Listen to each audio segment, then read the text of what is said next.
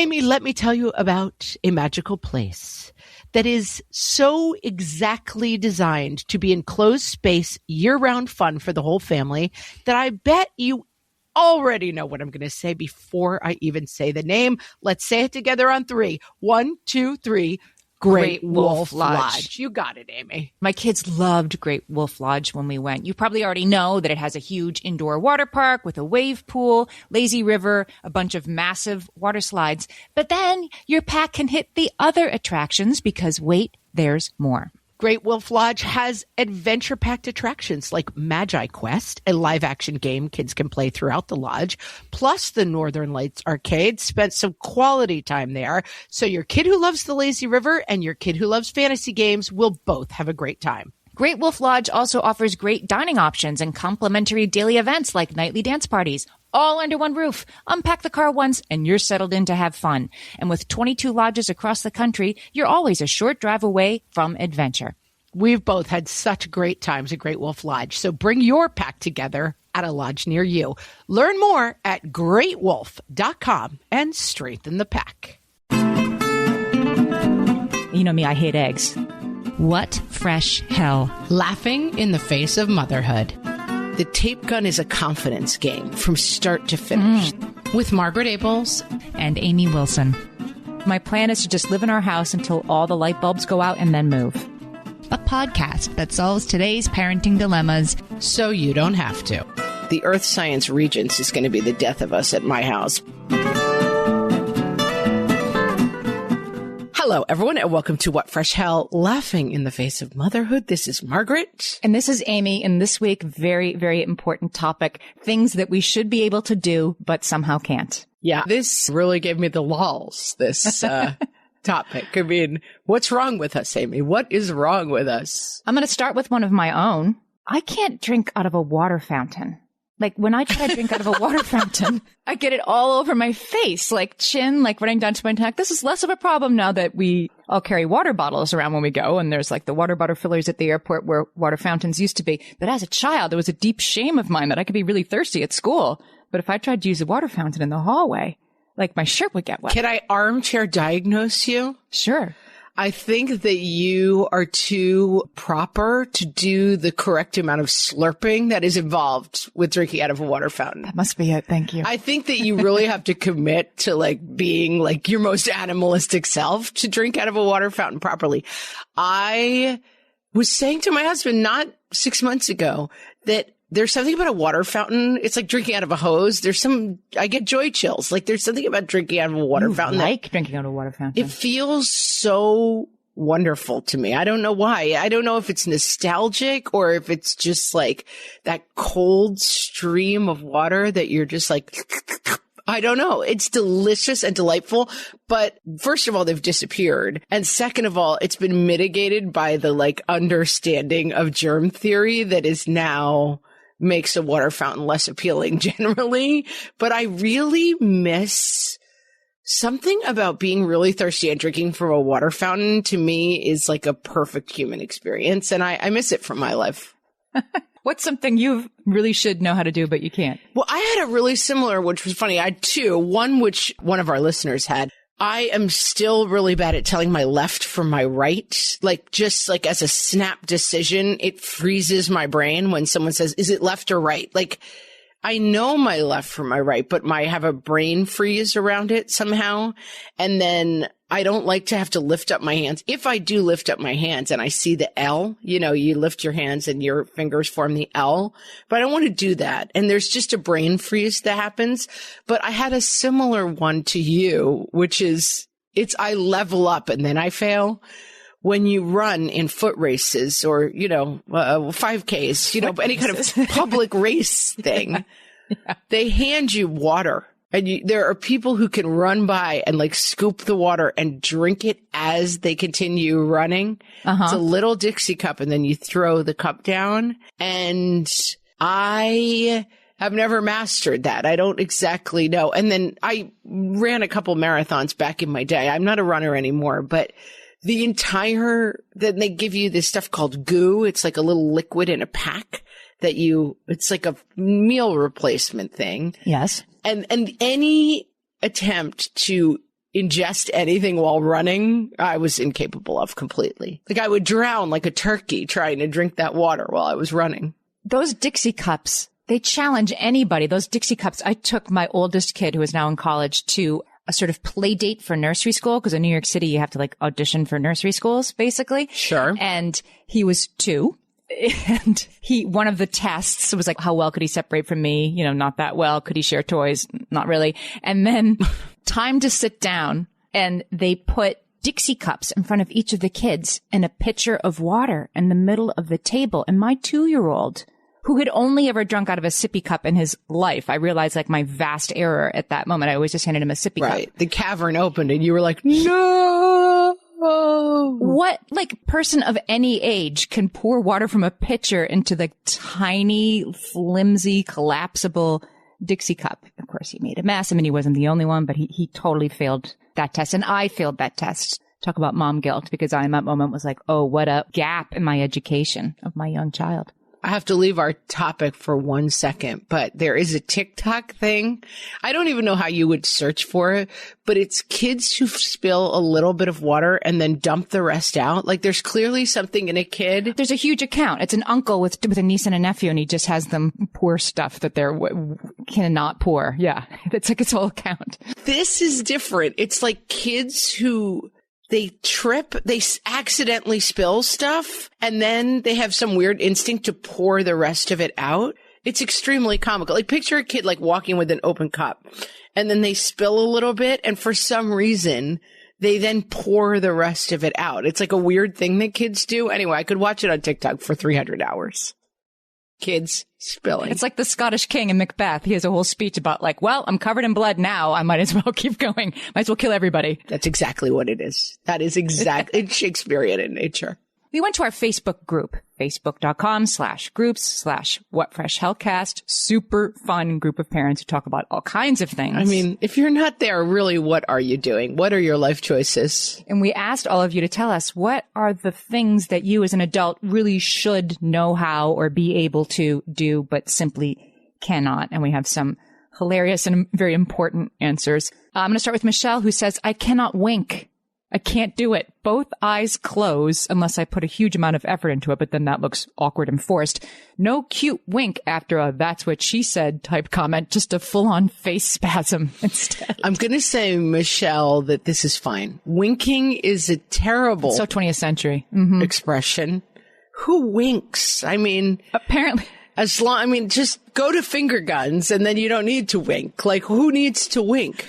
Apparently, I wink all the time. I don't even know I'm doing. I mean, I have that, like, we're sharing something secret, and apparently, like, I wink without thinking about it. One of my kids knew that I knew that another one of my kids had a romantic interest that I hadn't been informed of yet, because, of course, why would you tell your mother about that? She's going to be literally the last person to know. But when it finally came out, my other kid was like, oh, mom knew for a long time, which I did. But she's like, you kept winking at me every time, like, he'd say something that was sort of... I was like, you have a tell. You're not going to be able to be in the poker tournament of champions or whatever. No, apparently I wink without knowing it. How much better just not to be able to wink at all. Winking doesn't come up that much in my life. I think you don't really need to wink. Winking is passé. Like St. Nicholas winks. Well, I'm thinking there's what do you call it? A GIF? Like a little moving thing that you post of Catherine Hahn. I don't know, the actress. And she's yeah. Like they're doing this big exaggerated wink. You could just send people that when you need to wink. Okay. All right. That's just text that to people, Michelle. That's my solution. Or go to finger guns. That's fine. Kyria says, I cannot tell time on an analog clock. I literally missed them teaching us how to tell time because I had chicken pox. Kyria says, I finally figured out when I was in high school, but I'm still not great at it. I have no idea how someone can look at a clock and just know the time. I really have to think about it. My husband thinks this is hilarious and has an analog clock display the time on his phone just because. Just because that's what husbands do. I had this as a grammar school student. I got a brain freeze on B and D. Which one was which, right? B faces to the right. Now I have to do left and right. And D faces to the left. Okay, yeah. This is the lowercase. And I remember maybe in 4th grade, whatever grade it was, the letters were on the front of the room. There was a little long strip poster that had above the blackboard that had the letters written on them. No whiteboard. Yeah. Right. And every time I had to make a B or a D, I would glance up and I would look, okay, which one goes which way? And I remember at some point either delivering something or maybe they gave us a tour of the 5th grade classroom. And I realized the letters were not above the chalkboard. Oh no. And I spent all of that year in a panic that like, what was I going to do? I still didn't know which one was the B and which one was the D. And how would I survive 5th grade without it written? And I just remember that really panicking me. And I assume I worked it out at some point because I don't remember the denouement of the story. It hasn't come up and I'm now extremely confident in which one is which way. But it is funny how you miss one small thing and you feel like, uh-oh. Yeah. I mean, it's a meme, right? It's like, oh, I guess I was absent when they taught that day. But sometimes that literally happens, that you were missing the 3 days when they taught you how to tell time and then it's lost to you forever. Pamela has the most random one. Like many of these I looked at and I was like, yeah, I know that's a thing that people have. Ha ha. Pamela, I have to say, I've literally never heard another human being express this deficit. Pamela says, estimating how many people are in a place, this is just not a thing I can do. Was it busy? Was it crowded? You're asking the wrong girl. I was once at a Major League Baseball game and the big screen asked you to yell out how many people you thought were in the stands. I said 2,000. There were over 30,000 people there. She would be bad. Remember? I don't feel like, again, maybe this is germs. Do they not do this anymore? I feel like my childhood was completely dominated by how many X are in this jar. Yeah. How many pom-poms are in the kindergarten teachers? Yeah. Do you remember doing that? Like how many jelly beans are in the, I guess it was a skill. I guess that's something they do in grade school because definitely as an adult, I have never had to estimate the number of people who were in a place. But don't ask Pamela if you need to because she'll be all Don't wrong. ask Pamela. She thinks there's 2,000 people at a Major League Baseball stadium. My spouse will do this to me sometimes and it always stresses me out. I'd be like, take a guess how much like this company was worth this 2 years ago. Take a guess at what they're worth now. I always get super, super stressed that he's going to like laugh at how risibly off I am. And he doesn't, even when I am, but it's not something I enjoy guesstimating. Well, this is why I can't go on the show Jeopardy. You know, my husband and I are obsessed with Jeopardy. And I think my husband is actually going to take the test and try to go on. Oh, he should. Yeah. He'd be perfect for it. Can you imagine? Huge news. Can you imagine? They'd be like, there's this strange spike in viewership. We would have a live viewing party where like everybody from the Facebook group and we would all watch it together and we would be like David. We would have to come up with a cute name like Davidites or something where we were all cheering him on. All this to say, I am fairly good. We always joke that if there was couples Jeopardy, we would kill it because we just have very different spheres of knowledge. Like the things, my literature, pop culture is amazing and his math, science stuff, incredible. We would kill it on couples Jeopardy. But the reason I can't go on Jeopardy is because when I guess wrong, I guess humiliatingly wrong. And there are accounts on the internet where they're like, this idiot from Jeopardy. And that's the problem. They're like, who was the ruler who decided blah, blah, blah? And I will guess like Abraham Lincoln. And it's like Cletus the Great from the 6th century. Like I get it humiliatingly wrong. And that's where I would fail at Jeopardy. And this is the same thing, like guessing. She would guess there were 2,000 people in the crowd. There are 30,000. She's so far off. That's a total gap I have. Like if you ask me, like, when did, man learn to like sharpen a rock into a knife point? I'd be like, right. You'd be like 1232. Yeah. And you're like, no, it's 11 million years ago. Yeah, exactly. I kind of lose that. I lose perspective there. Yeah, I mean, the idea that there's like 3 different phases of dinosaurs that are millions of years apart, like it's like the Brontosaurus never existed at the same time as the blah, blah, blah. Yeah. It's the Jurassic and the Mesozoic. I have a kid who's very into dinosaurs, so now I kind of know it, but the year span gets very confusing. All right, we'll be right back with even more things we should be able to do and know, but can't. Hellions, it's time for some spring cleaning, and I don't just mean the coat closets. Doing your financial spring cleaning can actually be super easy when you let Monarch do your financial spring cleaning for you. One dashboard that gets your entire financial life organized. No more clutter, no more mess, no more logins scattered everywhere, just accounts, investments, property, and more, all in one place. Get your first year of Monarch for half off, just $50 with promo code FRESH. Monarch allows you to look not only at what you've already spent, but also to plan for the future. With Monarch, you can set savings goals, plan for big purchases, and notice spending trends before they become a problem. I can generate cash flow reports that show me what we spent this quarter, this month, what we're probably going to spend next month, and feel prepared, organized, and knowing how to plan for the future. No more surprises and a lot more clarity. Try Monarch. Use code FRESH at monarch.com to get your first year half off at just $50. That's 50% off your first year at monarch.com with code FRESH. Amy, when I'm having a good hair day, it usually makes my whole day better. And that's why on every day, I'm taking Nutrafol. Nutrafol is the #1 dermatologist-recommended hair growth supplement brand. And it's the #1 hair growth supplement brand personally used by dermatologists. Nutrafol's hair growth supplements are peer-reviewed, NSF certified for sport, and clinically tested. Nutrafol offers multiple formulas for men and women, tailored to different life stages and lifestyle factors, so you get support that's actually right for you. Adding Nutrafol to your daily routine is easy. Order online, no prescription needed, with automated deliveries and free shipping to keep you on track. Let your hair be one less thing to worry about. See visibly thicker, stronger, faster-growing hair in 3 to 6 months with Nutrafol. For a limited time, Nutrafol is offering our listeners $10 off your first month subscription and free shipping when you visit Nutrafol.com and enter promo code LAUGHING. That's Nutrafol.com, spelled Nutrafol.com, promo code LAUGHING. Jillian says, I cannot park. I will pull in and out 3 times and not be straight. I think I'm between the lines evenly and I'm always crooked no matter what. It's all the same, even in my own driveway. I just yesterday had an experience where I was meeting 2 people in a parking lot. Not a parking lot, but like we were parking together to go into an event together. And their car was parked and they were like, just pull in right behind us.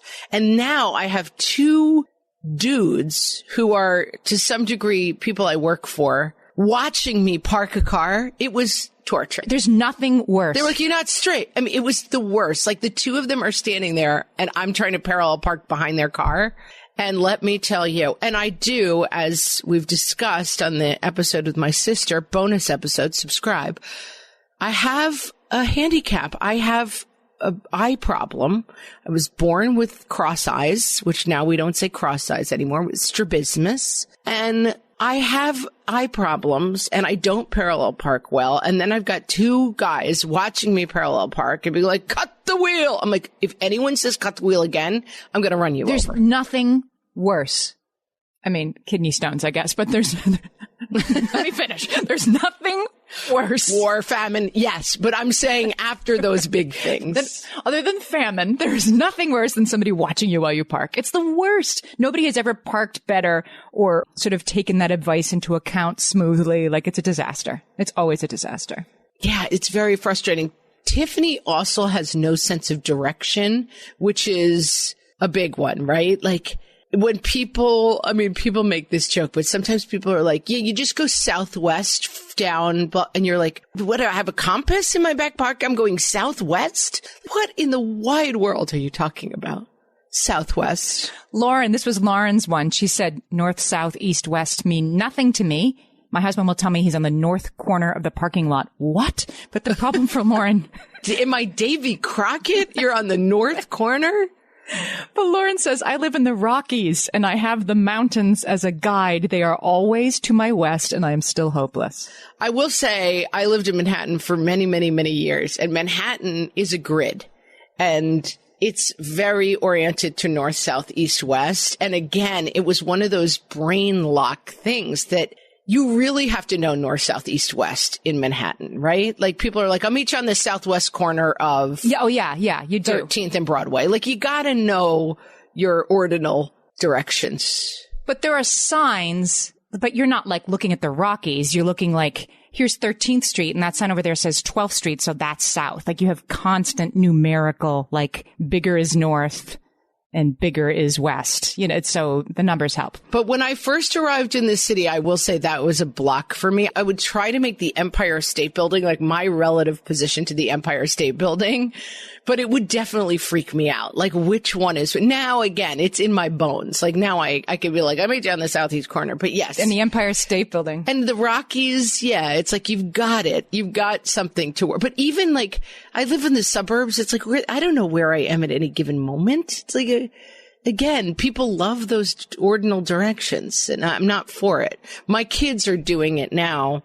Oh, let me tell you, the Earth Science Regents is going to be the death of us at my house, but they're doing a lot of like... Well, tell us what Regents are. I think that's like a New York State thing, isn't it? Is it? State testing. I don't even know what it is. It's a test from hell, basically. And I'll tell you, the Earth Science Regents, which you take in 8th or 9th grade, to me, like, this is like getting a PhD in Earth Science. This test is so hard. It's ridiculous to me. And I look at it and I would get as literally a 2 out of 100 on the test. Cause there's like one, I'm like, I think I kind of get. Which way is north? Number one. But even north, I think for kids, like sometimes the map is not oriented. Like it's like you have to figure it out. Like the river is flowing one way on the map, but it's flowing south on the paper, but it's not flowing. It's so confusing. I still have to do.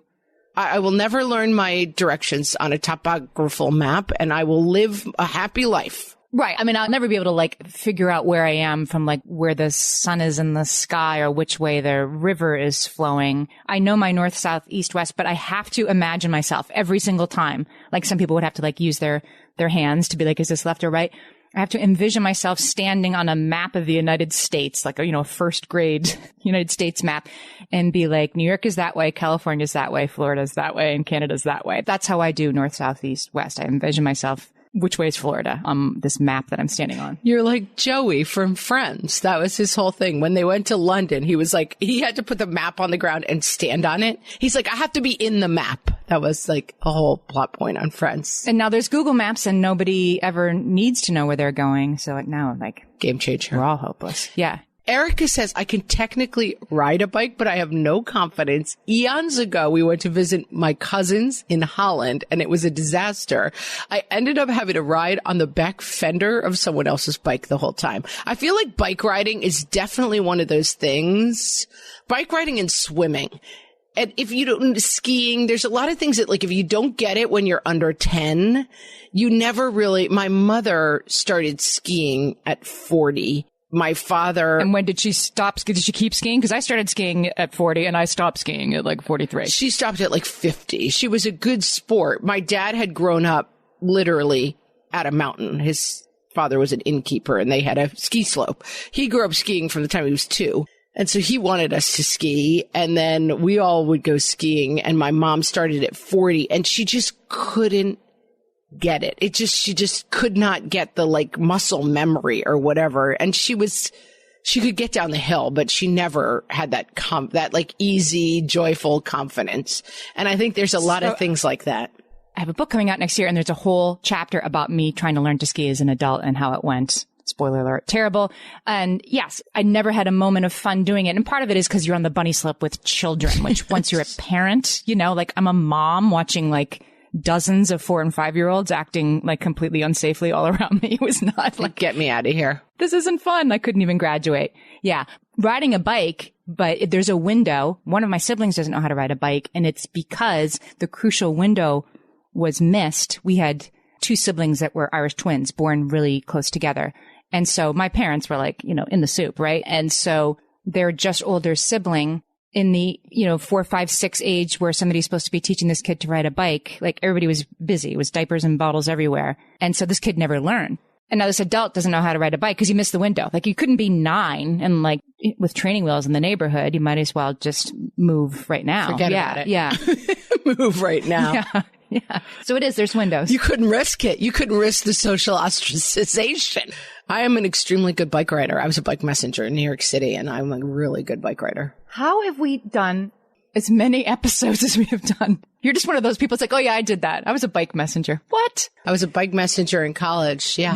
That'll be next month's bonus episode. Secret jobs. Secret job. Yeah, you already did one on jobs. It's going to be like, well, I forgot to say I was a bike messenger. That wouldn't be interesting or weird, would it?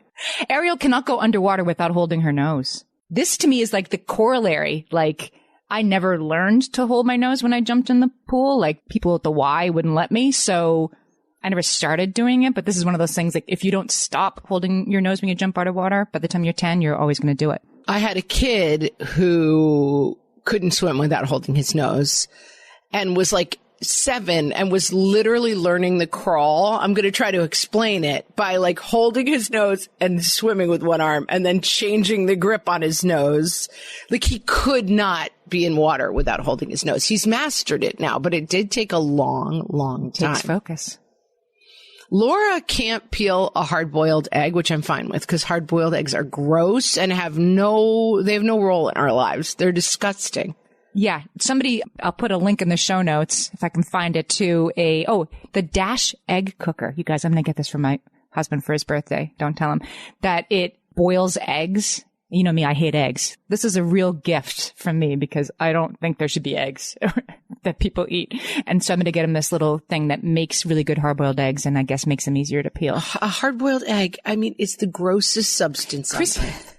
That's all there is to say about that. Don't peel it. Don't have it. Oh, just don't peel it. Just pretend they don't exist. Yuck. Christy cannot clap and sing at the same time. She says, I've been in choirs and I've taken several years of piano lesson, but if you want clapping and singing at the same time, that's not going to happen. There's always they always goof on people. Like, they'll do like the Senate or something for some reason, or it's like someone's funeral. Something will be going on and they have like all the senators attempting to like sing and clap at something. Like, I don't know if it's a holiday thing. They're out on the steps. I don't know what they're doing that they're doing this. And it's definitely not, it's not a skill of the older white man, singing and clapping. No. Or they clap on 1 and 3. They just always are such a mess. It's like, there's just something about people who can't clap and sing at the same time that is extremely amusing. Tina says basic geography. This is sort of a problem for me. She says, like, even U.S. states, all those little Northeast states, forget about it. Tina says, I literally thought Estonia was a made-up place, like in the Princess Diaries, until they went there for The Bachelor this past season. Boy, was I surprised. I will say, geography is the category. The Davidites are really going to suffer if it's a geography-heavy Jeopardy when my husband goes on, because geography is the place where David and I, my husband, both just completely fall down on Jeopardy. Like, I feel like they never taught it to me in school. I didn't have it, and I'm terrible at it. It's shocking. And the people who are good at it are really good at it. But on Jeopardy, sometimes they're like, turn northwest from Estonia and you'll get to this, Eastern Bloc nation. And I'm like, I literally have no idea. And again, like, if I were to guess, I would be like, Moldova. And they'd be like, that's the place from Dynasty where everyone got killed at the wedding. Not a real place. Like, if I would said that on national TV, like, no one would ever forgive me. I see. I understand the risks. Yeah. Like, I can't be on national TV guessing Moldova and then having people goof on me on the internet forever for guessing a fake country from Dynasty. Oldie Lux alert. Back in my day, there was a wedding on the show Dynasty in the 80s. And who was from Moldova? The other guests? No, I can't believe I can't come up with the name. It wasn't Fallon. It was Catherine Oxenberg's character was marrying the Prince of Moldova at the famous Dynasty wedding. Destination wedding. And then the terrorists broke in and killed several people at the wedding in Moldova. And it was like one of those Who Shot JR moments of like, the Moldova wedding on Dynasty lives on. And I can still remember exactly watching it. I mean, they totally, as soon as I saw the Red Wedding, if you want to watch Game of Thrones, turn down your headphones for a minute. As soon as I saw the Red Wedding on Game of Thrones, I was like, they totally stole that from Dynasty. That's the Moldova wedding. It was definitely a little more intense on Game of Thrones, but yes, the Moldavian wedding episode of Dynasty. I mean, I can still remember my Aunt Suze and my sister and I, we all were watching it. We were like screaming. It was so exciting. Carla says she can't do sports or dance or anything that involves moving her body. I'm surrounded by people who think nothing of a pickup game of something, anything. No matter how skilled they are or are not, they even have a good time. Meanwhile, just the words pickup game breaks me out in cold sweats. Carla, Co-signed. Sames. I am not really this way. Like, I can catch a ball and I'm pretty good at a racket sport. Like, I could jump into a badminton game. But yeah, there are people who I have been involved in one or two pickup games of different sports in my day. And I find that women tend to be like, well, I'm not really good. And then you really have to drill down on that, because I will be like, I'm not really good at tennis, which I'm not, but I have spent a lot of time interacting with like spherical objects. You know what I mean? Like, I'm not like, Right. You know how. so yeah, you really have to be careful when you're like, hey, pickup game, like, right. That's what burns me. Every time I've been to the tennis ladies' day, like, and it's like for true beginners. And I get there and I'm like hitting balls into the parking lot. I didn't grow up playing tennis. I didn't know how to do it. Or I go to the golf, like, swear to God, like, this is for people who have never done it before. And the woman next to me says, I'm not very good. And she played in college. She's Tiger Woods. And then you're really like dragging everybody else down. Like, oh, when we said you don't have to know how to play, we did kind of mean like you do have to know how. We completely lied. Yeah, exactly. Yeah. All right. We'll be right back with even more things you can't do. My favorite skincare products actually feel more like self-care, like they're so nice to put on and they smell so good that I'm actually happy when I get to that part of my day. And I swear that is how I feel about Osea's anti-aging body balm. Amy, you are usually the lotions and potions queen on this podcast, but I have to say, hard agree. Osea's anti-aging body balm is a liquid silk body balm that combines the lasting hydration of a lotion with the firming power of a serum, leaving skin smoother and firmer. This body balm is clinically tested and designed to deliver visible results you can see and feel. So we've gotten to use this product for a couple of months now, and I swear I have really noticed firmer and smoother skin, like on the back of my hands. It's like getting a mini spa treatment from head to toe. Get a spring-worthy glow with clean, clinically tested skincare from Osea.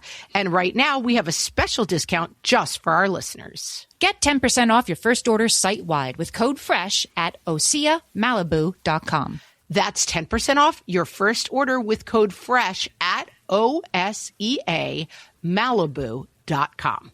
All my kids learned to swim when they were little. It was super important to me that they be confident and safe in the water.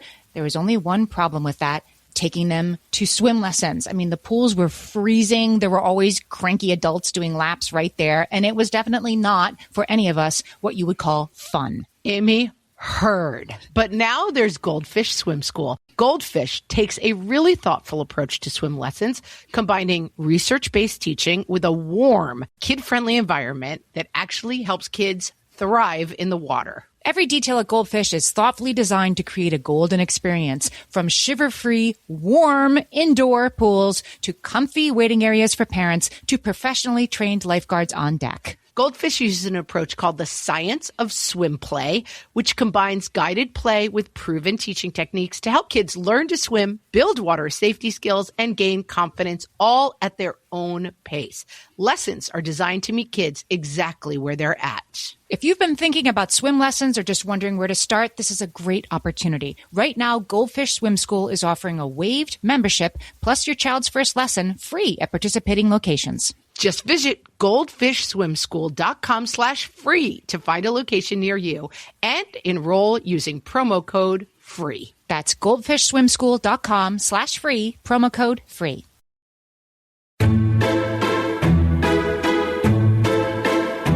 There may be lots of things we can't do, but here's a list of things moms can do that regular people can't. From the What Fresh Hell podcast. Hear the sound of the ice cream truck approaching from 19 blocks away, and then formulate a reason why the kids can't have ice cream before regular human ears have even clocked the sound. Make major medical crises, from skinned knees to paper cuts, disappear with a single Band-Aid. Scream at children while only whispering. Transform unwashed hair into presentable locks with only one bottle of dry shampoo. Sense a child is lying about what they are really planning to do after school before the words are even out of their mouths. Yeah, sure, you're going to tutoring. Carry 6 grocery bags and a toddler at the same time. Keep track of 3 soccer schedules, 19 play rehearsals, 4 Regents prep sessions, and a spouse's travel plans with a single calendar. Find the shoe the 4 other members of the family have been searching tirelessly for 20 minutes. It's under the kitchen table, fools. Register a child opening a snack in the pantry from a different floor of the house, and then shut that mess down with a single screech. It's almost dinner time. Shut down shenanigans with a single glance. These kids won't end up on the wrong side of mom's death glare again anytime soon. This has been Things Moms Can Do That Regular People Can't. From the What Fresh Hell podcast.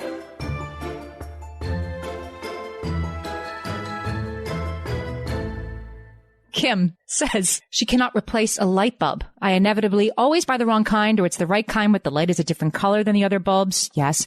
And then I'm short, says Kim. So even with the correct bulb and highest ladder, I never reach it. So my plan is to just live in our house until all the light bulbs go out and then move. My mother had a thing with this with one of their family friends that they watched her try to screw in a light bulb, and she was screwing it in the wrong direction for like 30 seconds, and it became like an odd... So it shattered? No, just like sitting there. Oh, it would like get stripped. I remember as a kid being like, I don't understand. There's a direction you have to screw in a light bulb, and they couldn't believe. I still, whenever I go to screw something in, have to say out loud, righty-tighty, lefty-loosey, every time.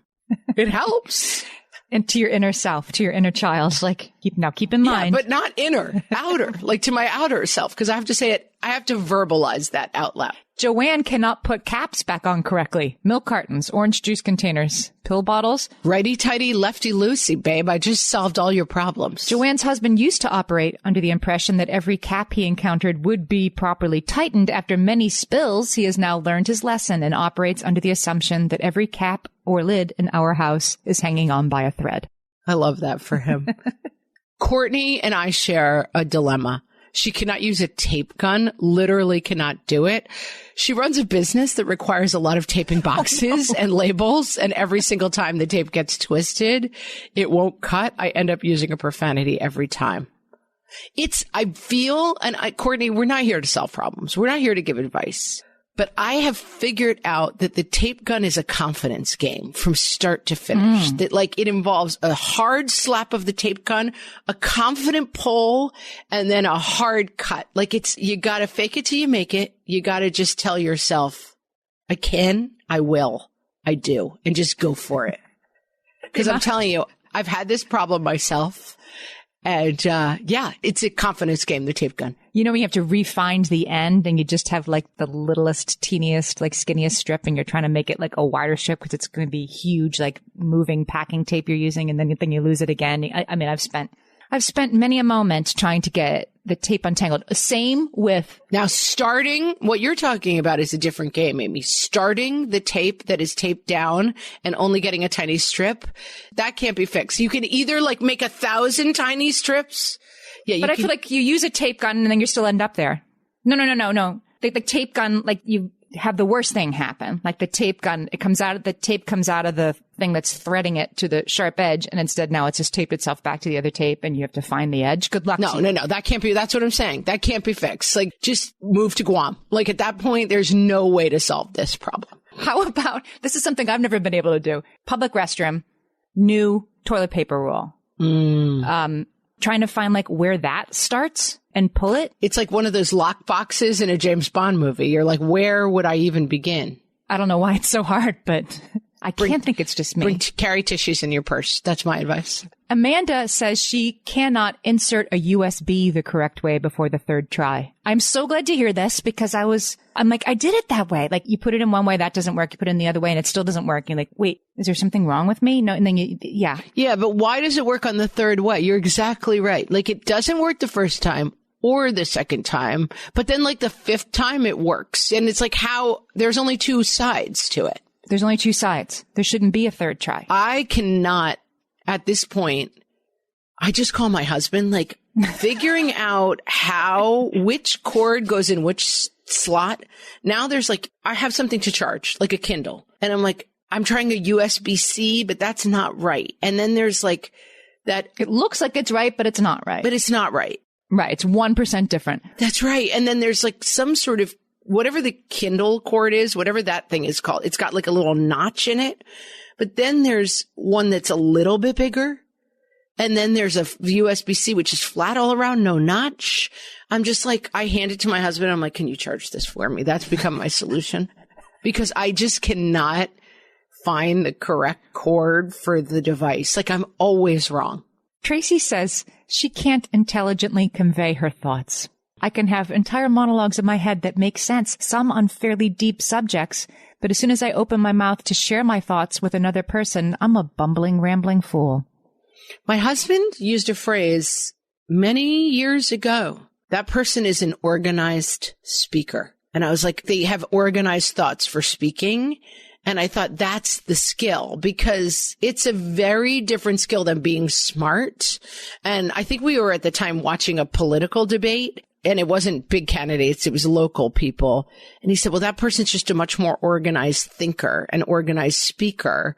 And it's true that like you can come off as very, very dumb, but it's really just that you're not. Some people are extremely good at saying like, well, Amy, the 3 ways I would approach that problem is 1, I would open the package. 2, I would get the tape gun. And 3, they just have that ability to speak. They remember that they started with 3 things. Yeah. And that's right. I think it's just a skill that certain people have and certain people don't have.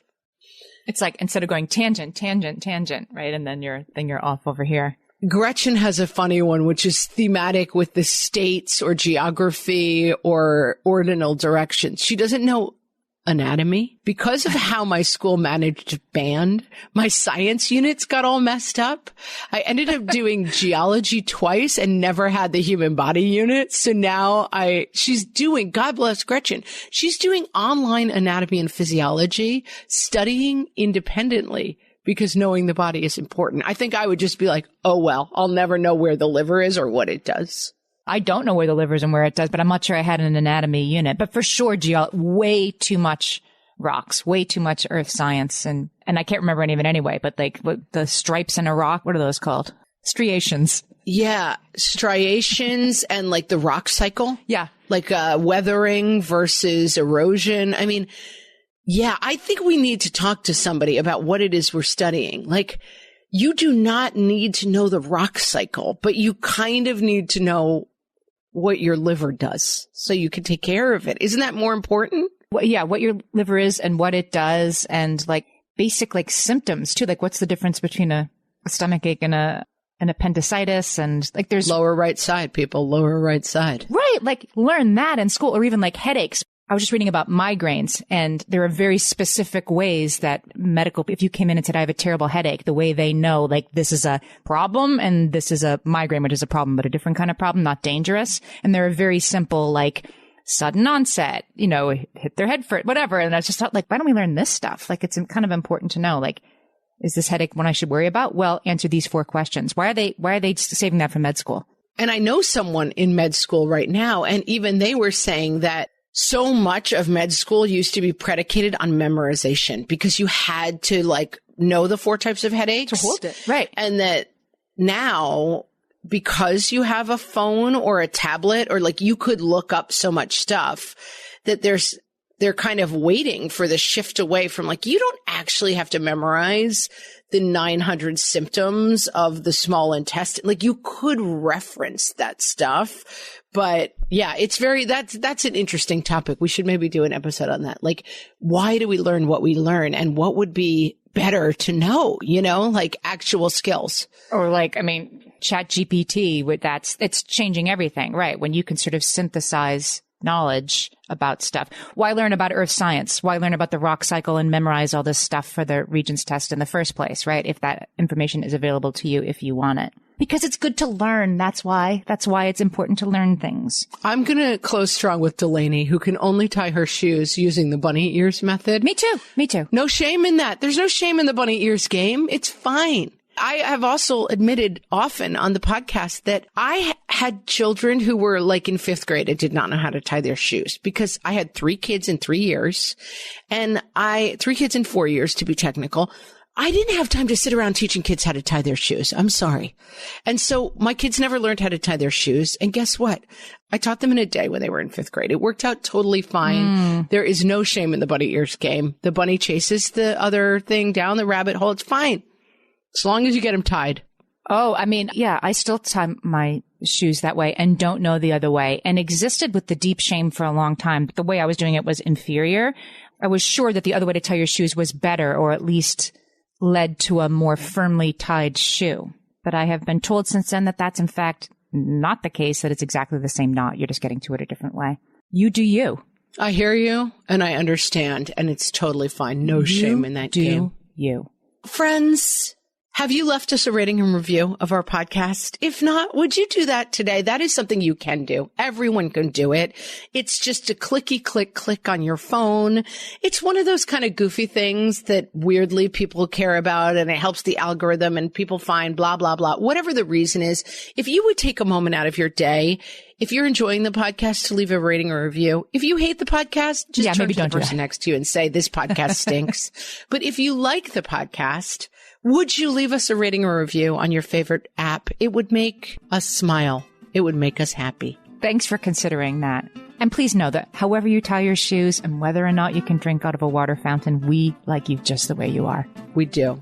We're totally fine. Don't ever learn north, south, east, or west. Don't go changing to try to please us, friends. And with that, we will talk to you next time. So long.